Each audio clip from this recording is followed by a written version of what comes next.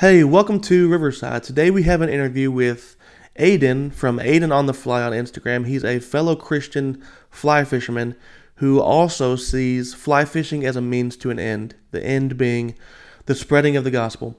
So we're going to talk to him, and then after that, we are going to look at Luke chapter 5, which contains the story of the first disciples. So without further ado, let's go ahead and get started.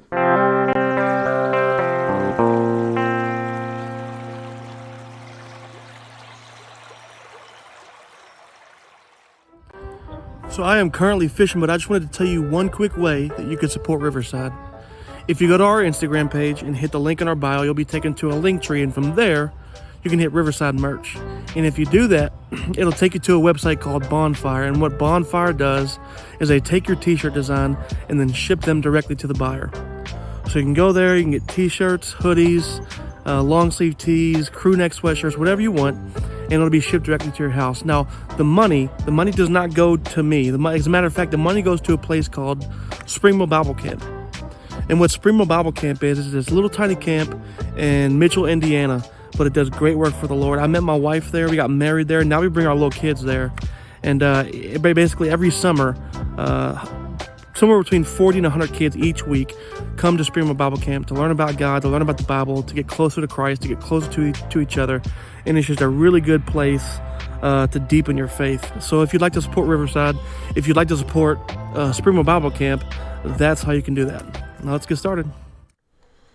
So that was a little bit about Springville Bible Camp. If you haven't heard of Springville Bible Camp, or you're not familiar with it, most people aren't. But if that's you, really great place. They've been in existence for now 60 years. 60 years they've been in existence, and they have. We're trying to do a new campaign of trying to raise $60,000.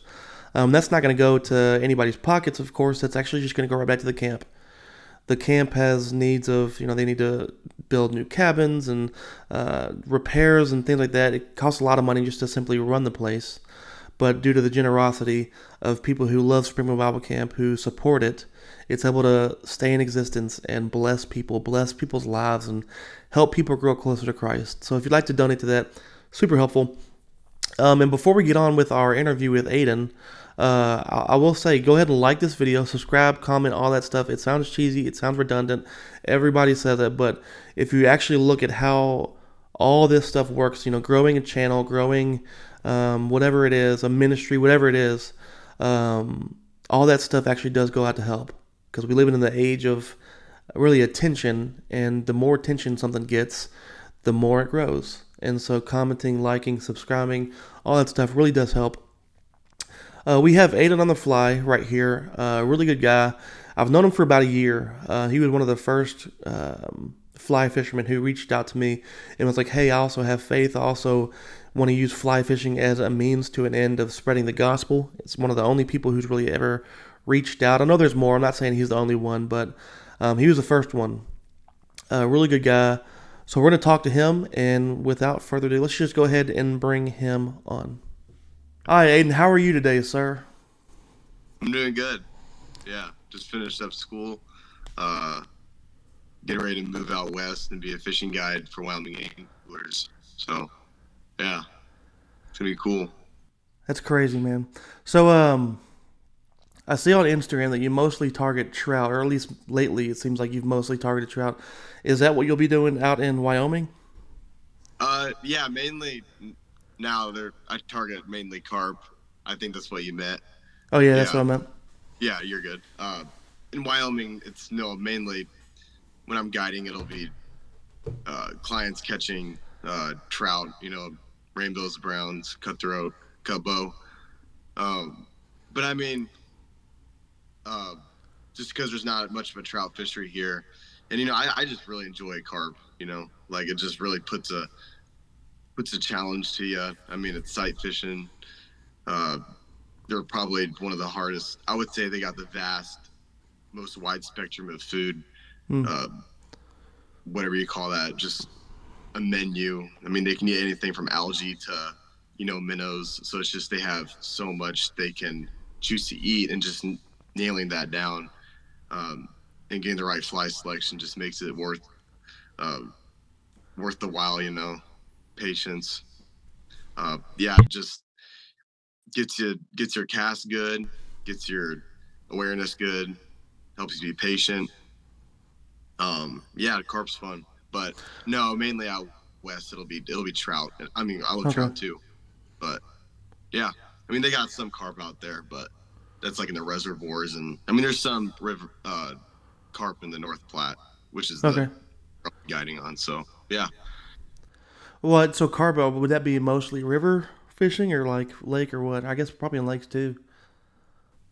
yeah, it'll be so mainly it'll be taking place on the North Platte River and some other Okay. surrounding like the Bighorn, and there's like some uh like Fremont Canyon and different places like that that take clients, and maybe some ponds and different reservoirs that has some good trout in them. Yeah, I mean, eventually I'd maybe like to even do some carp guiding out there. That'd be cool. Maybe I think that'd be Heard they cool. put up But such a fight. I've actually never caught a carp, but I heard they put up such a fight. It sounds oh, fun. they're a blast. I highly recommend it. All right. Very cheap, but a ton Okay. of fun. Fair enough. Okay, so you're a fly fisherman. You're obviously a Christian. So tell me how. I guess tell me little bit about how you came to your own faith in Christ. Like how did you come to have a relationship with Jesus? Yeah. Well, I was raised in a Christian family my whole life. Um, just kind of lived in junior high. I kind of made the decision.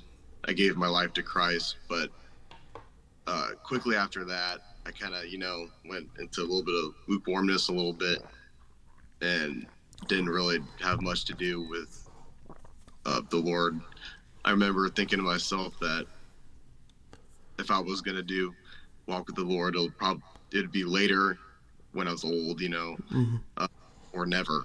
I remember thinking that to myself and just kind of going back and forth. But really, the time that I really took a bigger step in faith and in my life and kind of moving forward between my 10th grade year and junior year.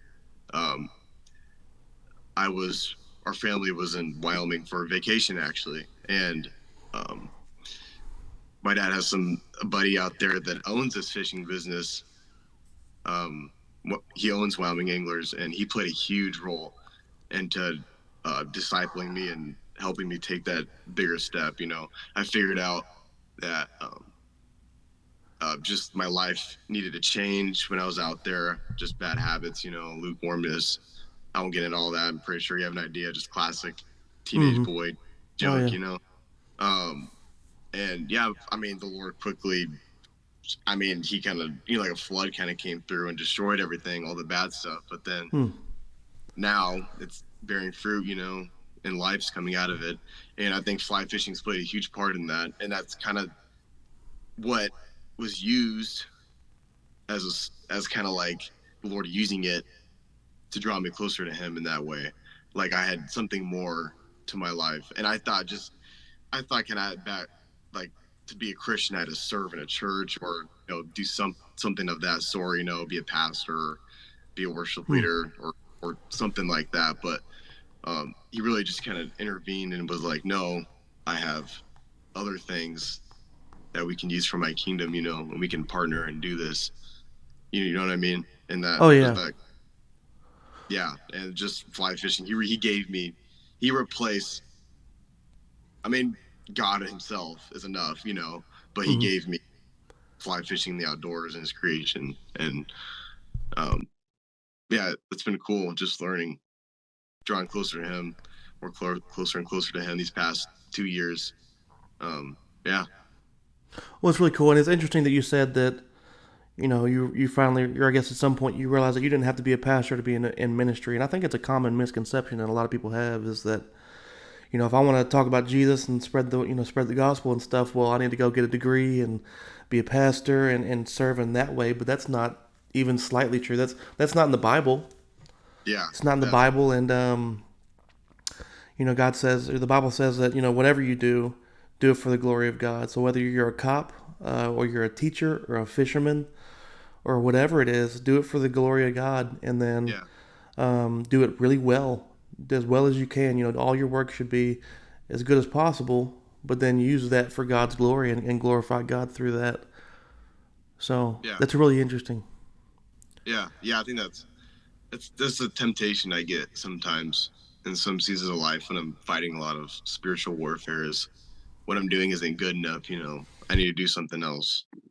Like, and that doesn't come from God. And it sounds so like real, and it sounds kind of like those thoughts would seem like something that God would say, but it's not. I mean, just Hmm. kind of identifying what the Lord's saying and just what the enemy is saying. Yeah.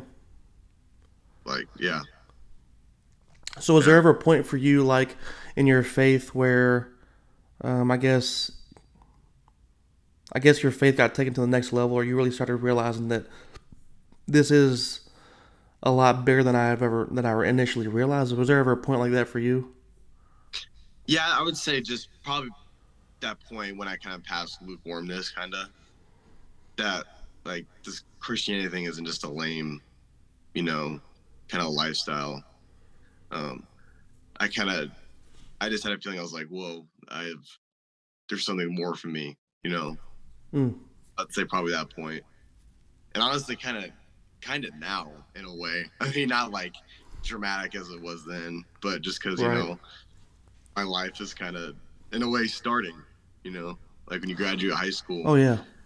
and you go and work, and it's just all these things that the Lord has been doing to prepare me for this next season is kind of just like it's kind of coming, and yeah, it's good, it's good, yeah, Oh yeah. Well, that's the thing is, I'm almost 30, which is weird to say, but I'm almost 30. I've got a wife and kids and a yeah, job and this, that, and the other, and it's like a lot of responsibility. But at your age, when you're, what are you, 18?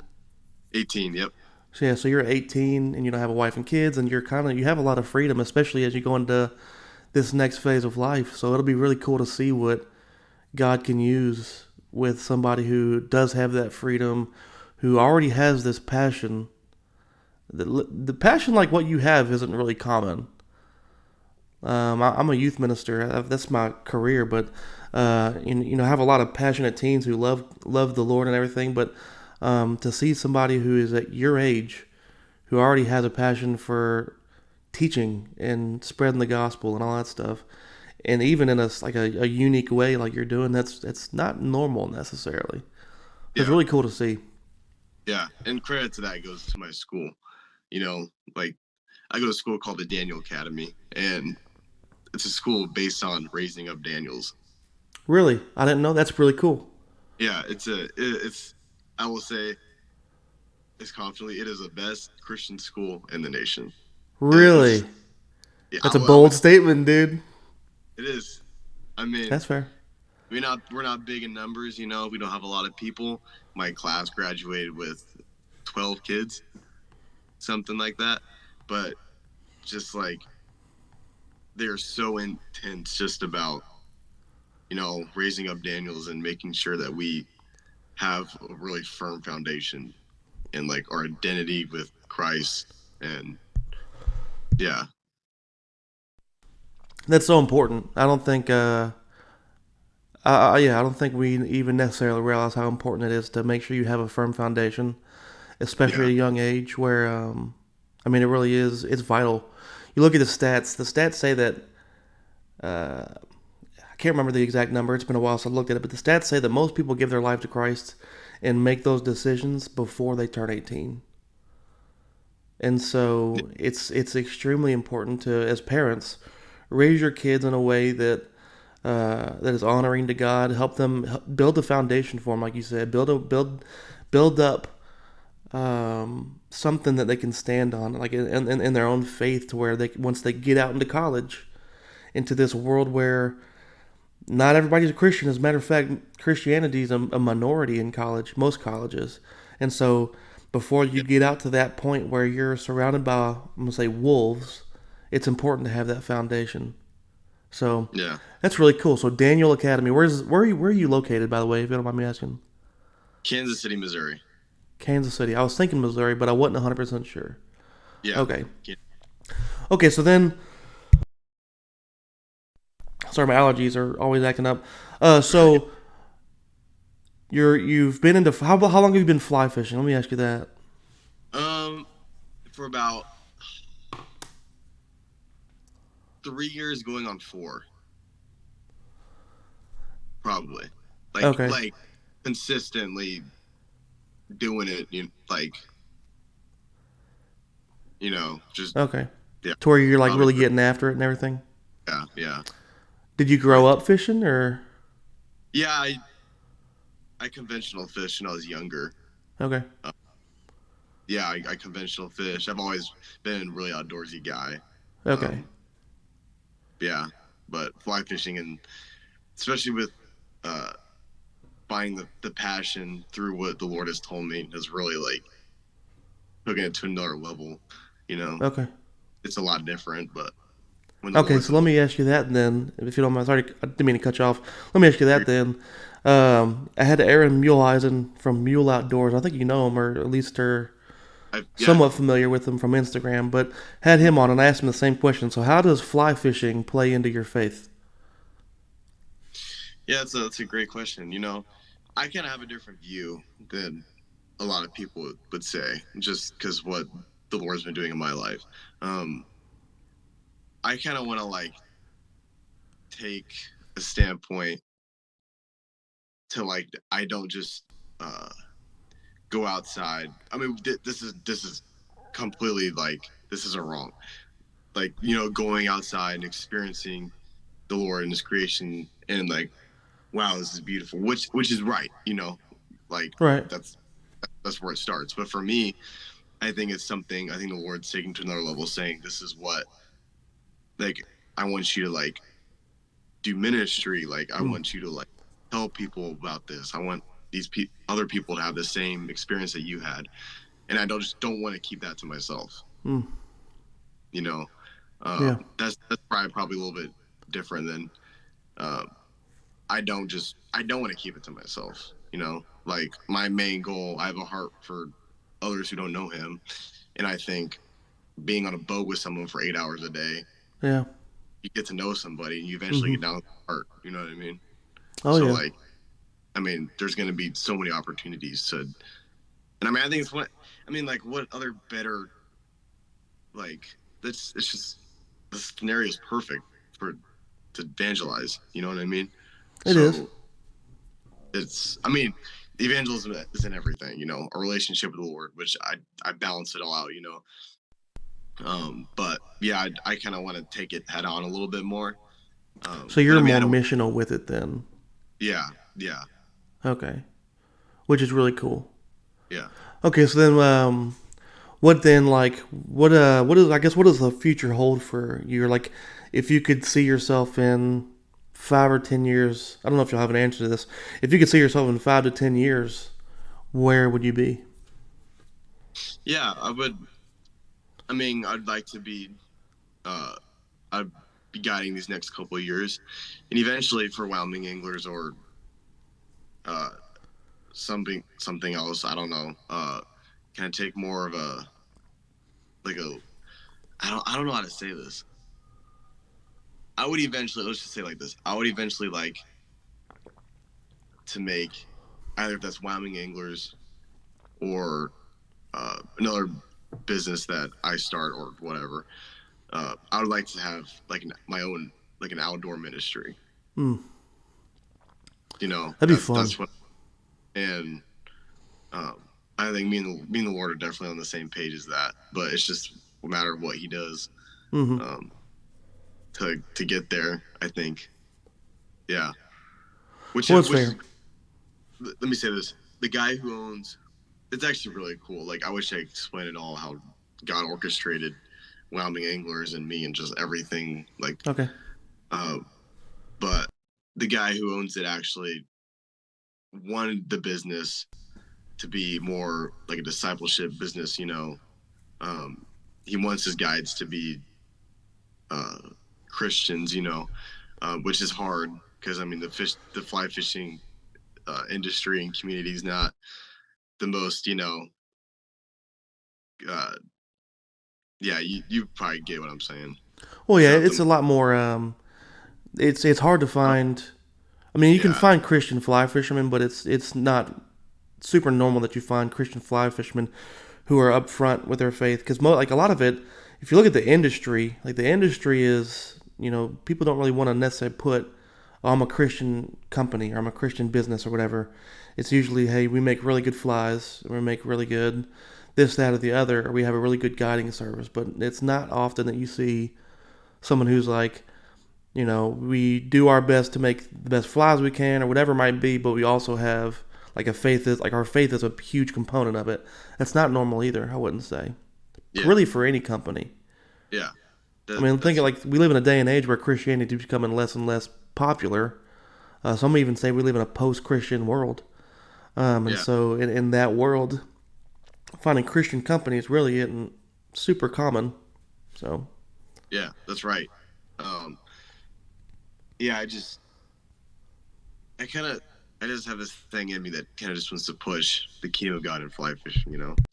But I need not to. I can sometimes just be a little rambunctious and not be patient and wait on the Lord. But it's hard.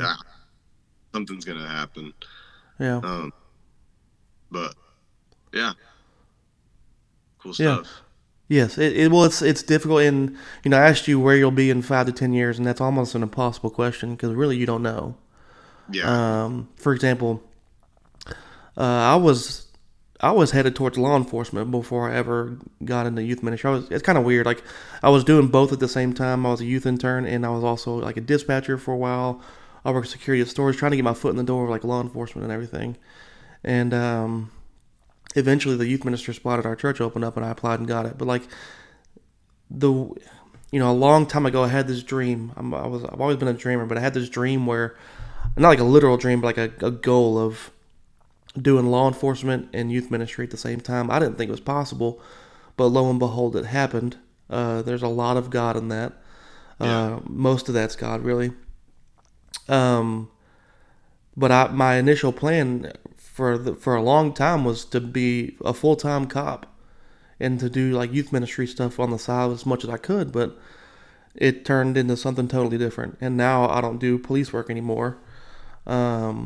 And I just do this really. This and youth ministry and Riverside's pretty much all my two main focuses right now.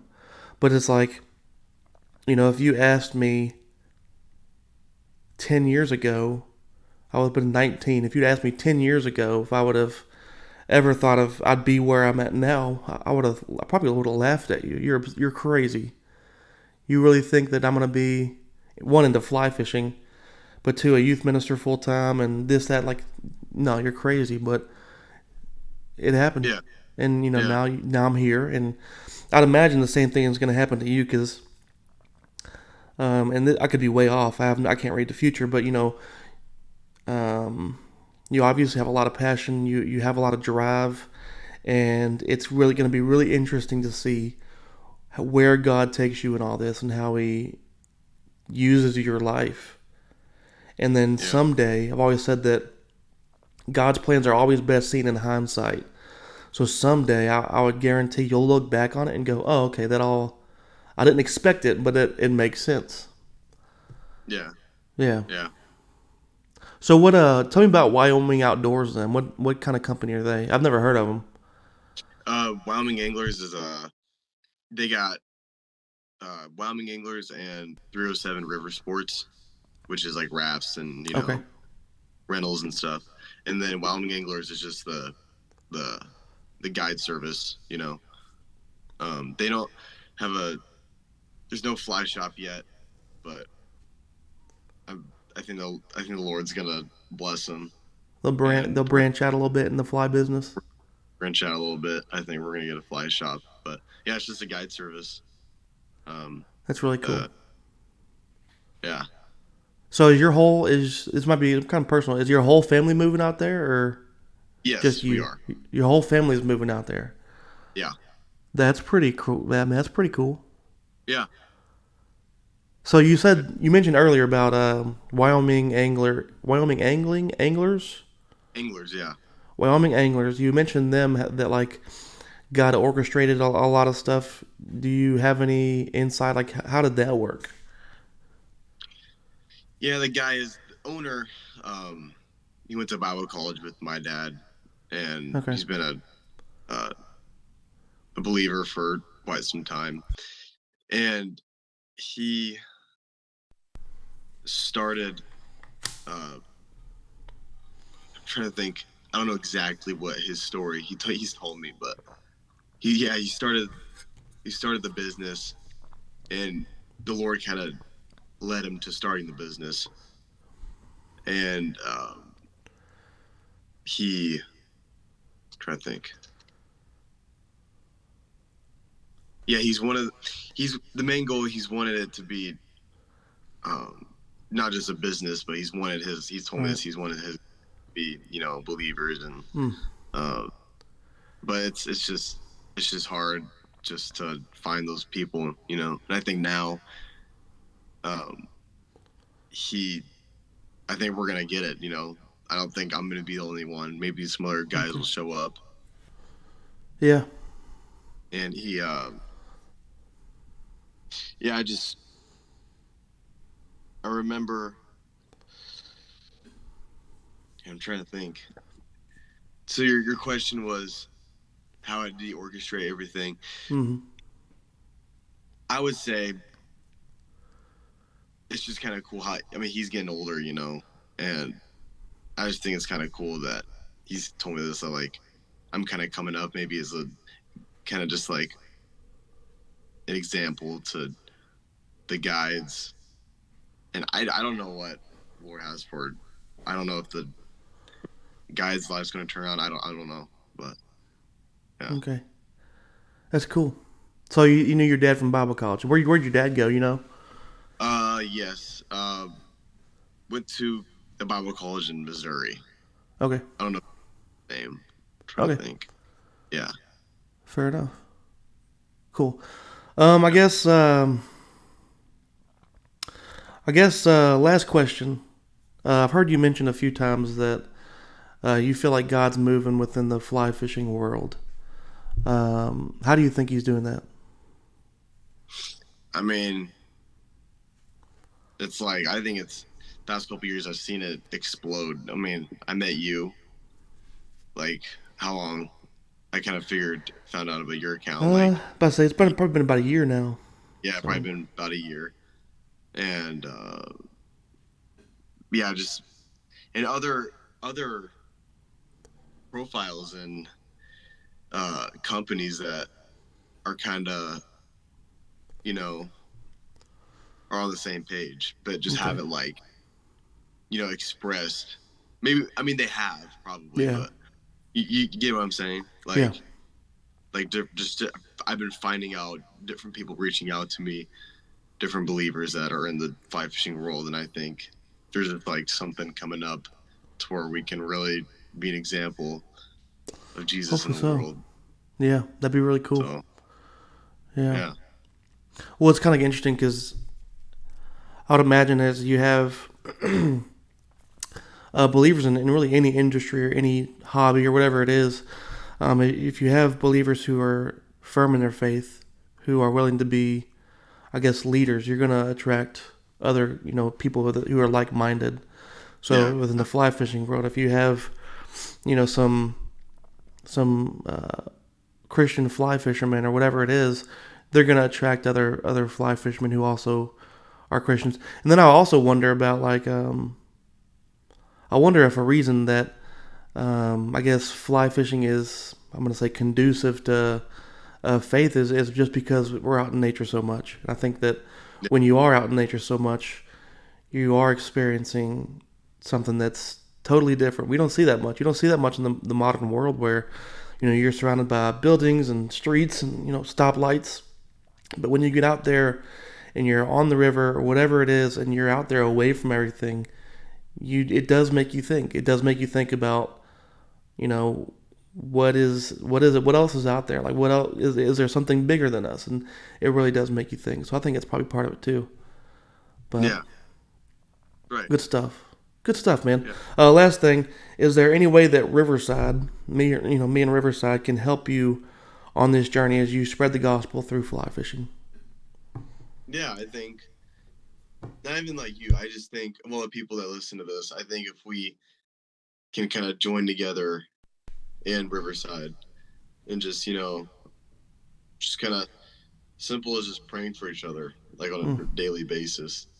Like just Yeah. firm, faith filled. Really, I'm a big faith guy, so like, um, I when I'm trying to think how to describe this, uh, I even like when I'm on the water, I'll just be praying like when I see a fit, like when I see a carp feeding in a place that I can't really get to, I'll be like, Lord, that fish we have, in Genesis it talks about we having dominion over the fish of the sea. Mm-hmm. I'll be like, Lord, bring that fish, like circle it back over here. And as I've exercised that faith muscle, it's beginning to produce. And like, I mean, stuff like that happens. And, and like just powerful, prayer, just faithful Mm. prayer. Like if we pray for other outdoor ministries and just pray that we will just come up and erupt and explode with the Lord's love, I think that prayer's enough right now, And I Mm-hmm. mean, until I don't know what will happen, but I think just Yeah. right now, just praying for each other, you know, Yeah.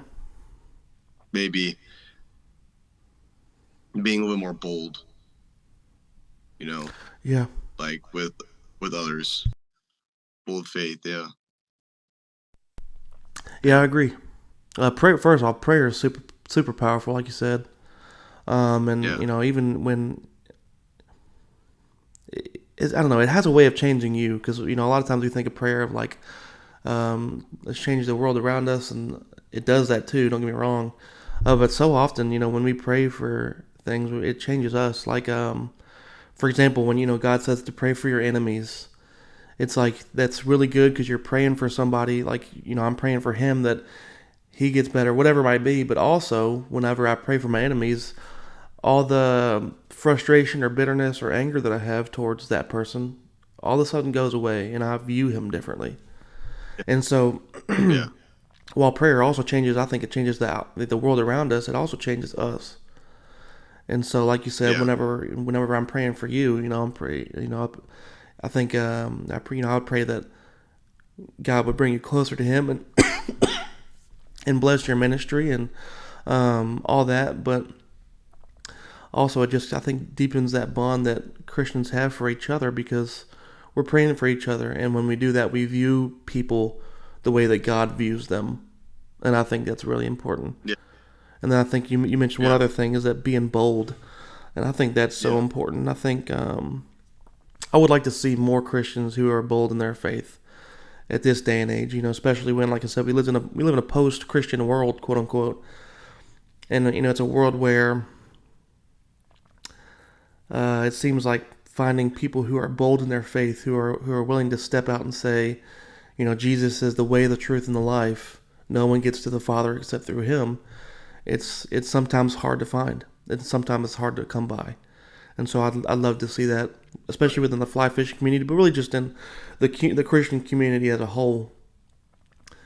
But yeah, good right, stuff, man. Well, thanks for coming on. It's been good talk. It's funny because I've known you for, like you said, for like a year, and we've grown closer as the years gone. I guess the past years gone by or whatever. But really, this is the first time we've actually ever talked. So this is yeah, really that's cool. right. Thanks for coming on, dude. I really appreciate it. Yeah. Thank you for having me. For Yeah, sure, man. it's been good. I'm gonna let you go, and we're gonna get on with our show. But thank you again, and I'll talk to you soon. So that was Aidan on the fly. I'm glad dude. I've been wanting to have him on for a long time. Since well before I started making these weekly videos, and long before I had this studio set up, I wanted to have him on and do some interviews and just talk to him. The kid has passion. He has passion. He has drive. Same like the last guy we had on, Aaron Muleisen, and it's just really cool to see how God is working in his life and how God is. I think He's going to do some really good things through him. So, really good to have him on. If you want to follow him, it's Aidan on the Fly on Instagram. I think he has a YouTube channel. I'm not 100% sure if he does. It's probably on his link tree in his bio or something like that. But Aidan on the Fly on Instagram. Now we're gonna go ahead and switch over to our Bible segment of the week. Today we're in Luke chapter 5. Luke chapter 5 is a good chapter. So I guess let me do a recap real quick of what's happened so far. Within Luke, we have done Jesus' birth. We talked about John the Baptist's birth, all that stuff. We talked about Simeon and Anna and the words that they had for Jesus. We looked at Mary's praise. We looked at the birth of Jesus and all that stuff, and how, when he was born and all that stuff, his circumcision. We looked at the portion of Scripture where they went on the run from King Herod and all that stuff. So we looked at all that. We talked about the Messiah's herald. We talked about the baptism of Jesus, which is a really interesting passage. And then last week we talked about the temptation of Jesus. And really let me take that back. We talked about when Jesus was rejected at Nazareth, when he was rejected in his own hometown. And so now we arrive at Luke chapter 5, and in this portion of Scripture we see a few things, really. One second. We see a few things, really. The first one is when Jesus calls his first disciples. And that's a really interesting passage. One of my favorite passages, really. But it's when Jesus calls his first disciples. And we see when Jesus cleanses a man. And he says, let's see. Lord, if you're willing, can you make me clean? Reaching out his hand, Jesus touched him, saying, I am willing, be made clean. And immediately the leprosy left him. So he was cleansed of leprosy. Talked about when Jesus heals some more people, forgives people, the call of Levi, and a question about fasting. So there's a lot of good stuff in Luke chapter 5. I encourage you to go read it. Don't just take my word for it. Go read it for yourself. That's kind of the point of all this stuff, all the Bible teaching that I'm doing here. I want you to read it for yourself. And, I guess unfortunately when we do interviews and stuff like that, we can't necessarily read it word for word here. We'll talk about a portion of it. So go ahead and read it yourself and then comment your thoughts. I want to hear your thoughts. I want to hear what you have to say about Luke 5 and what jumps out at you in Scripture, or any questions you have. And if you have any questions, put it in the comments and I'll do my best to answer those the next week. So that's kind of how that works. Now, Luke 5, the thing I want to talk about today is when Jesus calls his first disciples. We're going to go ahead and read this portion. It's 11 verses. We're going to go over and read this portion right now. As the crowd was pressing in on Jesus to hear God's word, he was standing by Lake Gennesaret. He saw 2 boats at the edge of the lake. The fishermen had left them and were washing their nets. He got into one of the boats, which belonged to Simon, and asked him to put out a little from the land. Then he sat down and was teaching the crowd from the boat. So picture this. He's teaching this crowd from a boat. I don't know how big the crowd is, but he's teaching from this boat. It said, when he had finished speaking, he said to Simon, put out into deep water and let down your nets for a catch. Master, Simon replied, we've worked hard all night long and caught nothing, but if you say so, I'll let down my nets. When they did this, they caught a great number of fish, and their nets began to tear, so they signaled to their partners in the other boat to come to help them. They came and filled both boats so full that they began to sink. When Simon Peter saw this, he fell at Jesus' knees and said, go away from me, because I'm a sinful man, Lord. For he and all those with him were amazed at the catch of fish they had taken, and so were James and John, Zebedee's sons, who were Simon's partners. Don't be afraid, Jesus told Simon. From now on you will be catching people. Then they brought the boats to land, left everything, and followed him. Love this story. I love this story. Partially with the Gospels, there's so many times when, as you're reading, you can kind of picture the story as it happens. The Chosen helps. They do this story on The Chosen. If you want to go watch it, I think it's in season 1. Obviously, read the story with the video, whatever. but a really good story. And one thing that's interesting is, obviously the most interesting line, I guess, is, "Don't be afraid. From now on, you will be catching people." Matthew 4:19 says, "Follow me, and I'll make you fishers of men." It's the same story, but really interesting passage. And I want to talk about this today. I find that spreading the gospel is very similar to fly fishing, or fishing in general. But I guess as a fly fisherman, that's where my brain goes first. But um, when it comes to fly fishing, there's so much that goes into it. There's so much that goes into catching a fish. For example, you need to be out there at the right time. If you're, fish feed at certain times of the day, and if you're there, you're more likely to catch fish. If you're there at a time when they're not feeding, they're likely not gonna eat your fly, or strike your lure, or whatever it is. So the time of the day matters. The type of fly you use matters. If you have a fish who's hungry for, I guess, little bitty eggs, and you throw a fat streamer out there, good luck, right? Or if you're in a river that has a lot of crawfish, and instead you throw out, I don't know, a dry fly, you might not necessarily catch a lot of fish. So the time of day matters, the type of fly you use matters, and the way that you present that fly matters. For example, there's this thing called dead drift. For those who aren't fly fishermen, there's this thing called dead drifting, where you cast your fly out there and it lands in the water, and you just let it drift down with the current. And the current will take the fly wherever it goes, and you just dead drift it. You don't do anything. There's other times when you cast it out there and you strip your line back to you, and as you're stripping it, the fly comes back to you, and it looks like it's swimming, like a little minnow or something like that. And there's just a lot of different ways that you can present a fly. All of those things matter. And it's the same thing with fly fishing, or with evangelism. It's the same thing with spreading the gospel. How can I explain this? There are times when people will be receptive to the gospel. And there are times when they're not going to be receptive to the gospel.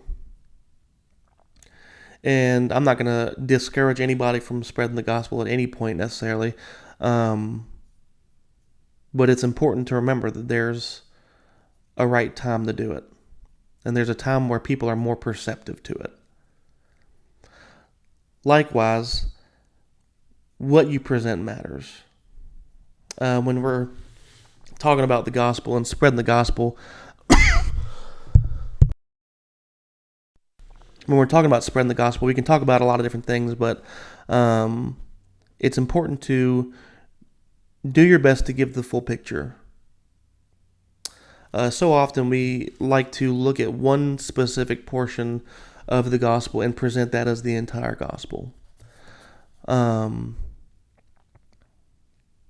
For example, we'll talk about God's love for us, but sometimes we don't like to talk about God's judgment, or things like that.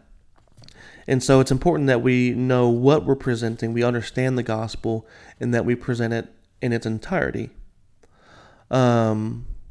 And when I guess, for example, one way that I like to do this, whenever I like to teach people the gospel, I like to start all the way back in Genesis. And I don't go through the whole Bible. I don't sit here and let me sit you down for 4 hours and go through the entire thing. But I like to start back in Genesis, because that's a perfect picture of the world. If you ever want to know what the world was supposed to be like, look no further than Genesis. So you have this story where humans walked in the garden and talked with God in the garden, and all this stuff. We had this deep, intimate relationship with God. And then in Genesis 3, sin entered into the world. The serpent deceived Eve and Adam, or Adam and Eve, and however you want to phrase it. And the serpent deceived them. Sin entered into the world, and distance was created between humanity and God. Fast forward, I guess let me rephrase that. All throughout the Old Testament is a story of how humanity and God tried to come back together again. And then you get to the Gospels, Matthew, Mark, Luke, and John. And then God sends his own Son to come down to earth and live a perfect life, He starts his ministry around age 30. He tells a lot of people he tells a lot of people about who he is and all this stuff. He lives a perfect life, does a perfect ministry. He dies on the cross, is put in the grave, and 3 days later he's raised from the dead. And he did that for the forgiveness of our sins. In other words, the reason that this happened is so that humanity can have that Genesis 1, Genesis 2 relationship with God again. And it's only through his son, it's only through God's son, Jesus, that we could ever do that. We're only saved by grace through faith. And so, because of that, we have hope. Because of that, we have peace. Because of that, it changes everything about who we are. It infiltrates our lives and then changes our entire being. We are no longer the same person that we were before. And so, like I said earlier, I guess how this translates, there are times when people are perceptive to the gospel. There's times when they're not. And then there's also, we have to know what we're presenting to people. We have to understand the gospel. And then lastly, we have to know how to present it. We have to know how to present it.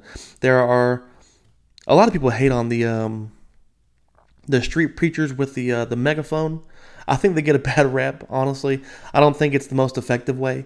I think that it turns a lot of people off. But I think there's times when that's exactly what somebody needs. With that said, there's certainly good ways and bad ways to present the gospel.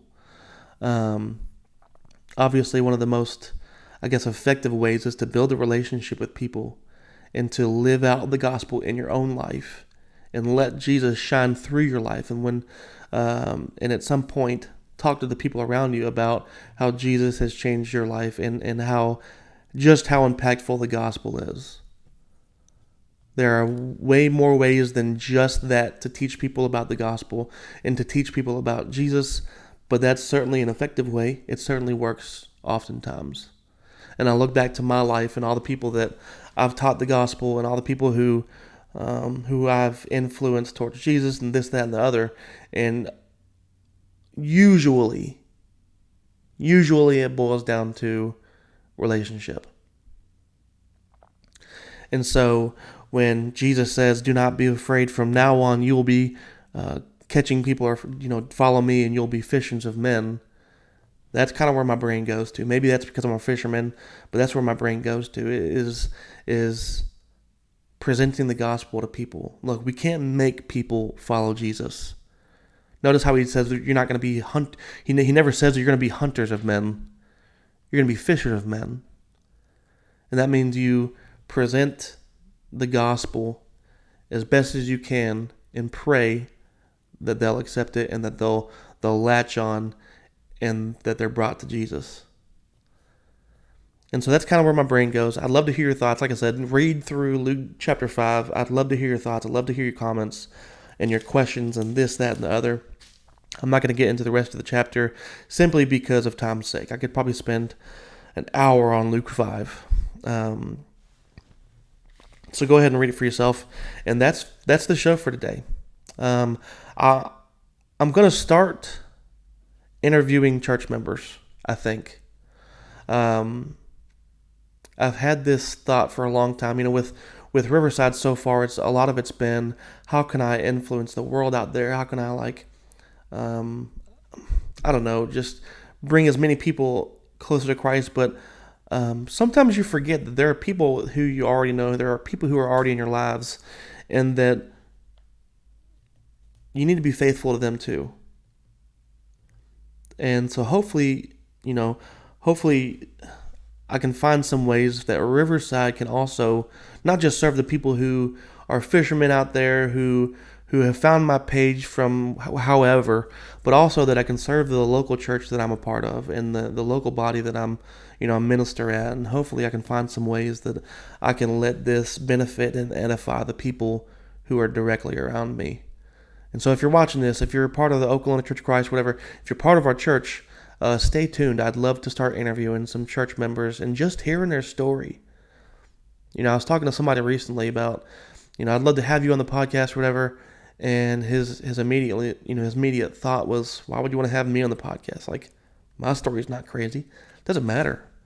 Doesn't matter if your story's crazy. So often we think of like the testimonies, like the good ones are those where somebody had fallen or they lived a crazy life and then they eventually came back. But there's the people who grew up in church and were always surrounded by Christians. Their story is just as valuable as anybody's. And so I'd love to hear anybody. I'm willing to have you on. If you're listening to this, love to have you on. Love to talk about how you came to Christ, how you grew to, grew your faith and this, that, and that. I'd love to talk about it. So that's kind of, I guess, what's in the foreseeable future. But yeah, that's this week's episode. Thank you for watching. Love you guys, and I will see you guys next week.